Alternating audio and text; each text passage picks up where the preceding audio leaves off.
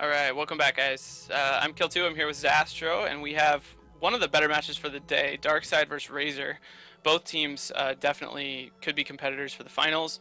Darkside did really amazing last year. Razor always does really well, so this should be a really good match. What do you think, Zastro? I want to say Razor. They're on my fantasy team that I picked for the Eve Radio fantasy lineup, and of course, they're broceps of us. But so far, what I've been noticing all day long is the smaller alliances have beaten the bigger alliance. I think every single time. I could be wrong, but I think it's 100% small alliances are beating big alliances right now. So Razor, you got your work cut out for me. Switch that around. All right, we're underway now, and as you can see from the setups, we have kind of a typical speed setup for Darkside, kind of typical of last tournament. Cyclone, Slipner, Scimitar, and then some support Sentinel, Jaguar, Saber, whereas on the right we have a much more AT10 kind of setup, in my mind. 3 Brutix, supported by an Oneros and 2 Ishkers, which is really interesting match. There's going to be a lot of support determining the way this goes, I feel like. Both in the form of the Sentinel, Jaguar Saber on the Darkside team, and then also kind of the Ishkers being responsible for getting targets for the Brutixes to actually tackle.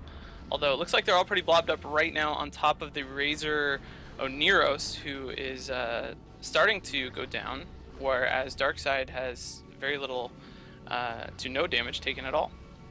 Yeah, it's not going to look good for Razor if they lose that Oneros without knocking anything out on the dark side of the board. Yeah, obviously that would hurt. It's interesting looking at the EWAR effects. I feel totally obsessed by that in this new interface, which is taking me a while to get used to, but Brutix is under tracking disruption, which is obviously going to be coming from the Sentinel and probably also the Jaguar, maybe also the Saber. We're seeing newts come and go, which could be on, the Cyclone can have newts, Sentinel obviously will, and Slipner could too, but probably not because of needing room for Gainlinks. And I think you should obsess over those EWAR icons down there, because it's really the most telling and important piece of information here to see what's going on in the match and what everyone is doing to each other here.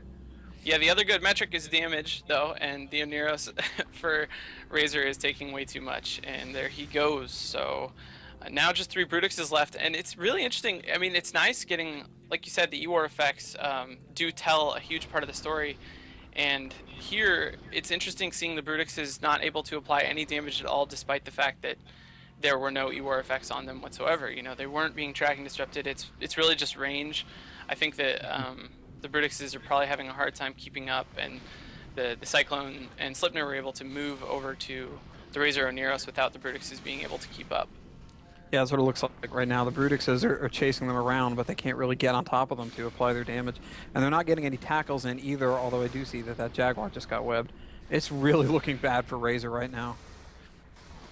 Yeah, obviously from here it's a huge uphill battle without a logistics, and up against the logistics of Darkside, they're really going to struggle to get anything done.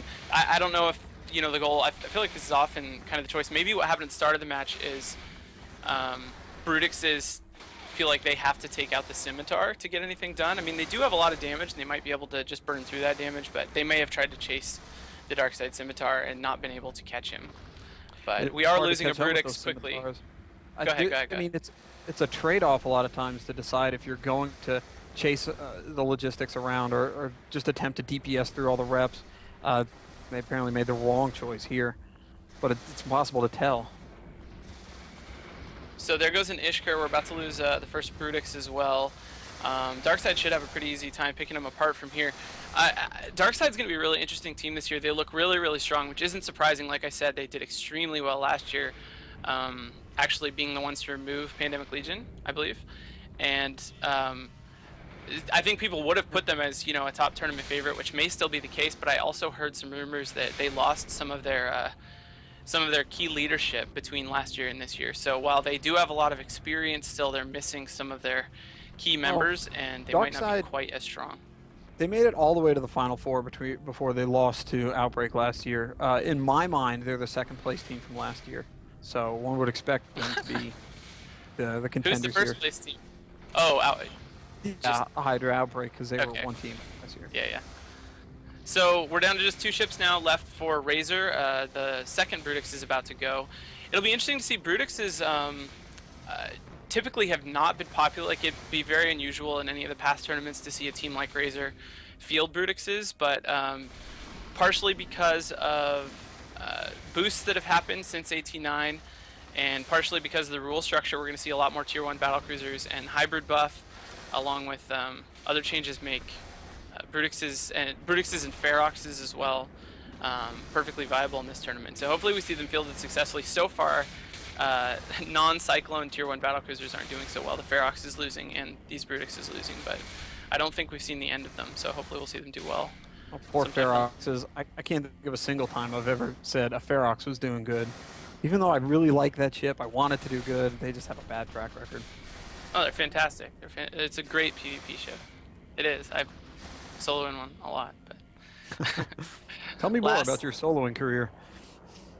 Oh, we don't have time right now. We're about to lose the final Razor ship, which seals Darkside in a really, really decisive victory. They'll obviously take the full 62.5 points, and Razor will get nothing, so they will have a difficult job. Humiliating shutout for Razor. I feel really bad for you bros. But again, continuing the track record, the small alliances are beating the large alliances every single match in this tournament. Well, and that ends it for this match. With that, we'll see you in 10 minutes.